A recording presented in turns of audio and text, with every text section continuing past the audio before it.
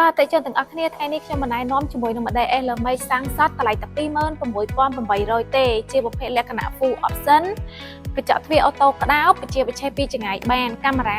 540 ដឺក្រេមើលបានមួយតួរថយន្តក៏ដូចជាខាងបាតរថយន្តបន្ថែមទៀតដែរ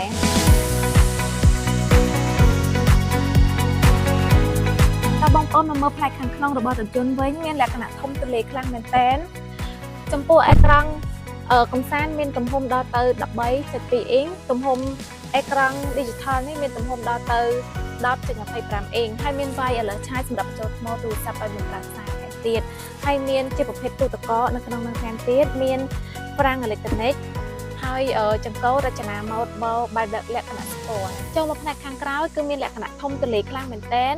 មានភ្ជាប់ជាមួយនឹងម៉ាស៊ីនត្រជាក់នៅខាងក្រោយហើយមានភ្ជាប់ជាមួយនឹងខ្សែសាកសម្រាប់បញ្ចូលថ្មបានថែមទៀតផងចំពោះ model LMA សាំងសតមានកម្លាំងរមួលដល់ទៅ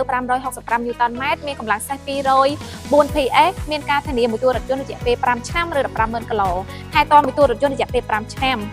ការផ្ដល់ជូនប្រេងបាត free រយៈពេល 5 ឆ្នាំឬ 150,000 គីឡូព័ត៌មានលម្អិតបងប្អូនអាចខលតាមលេខឬក៏តាម Telegram បានអរគុណជម្រាបលា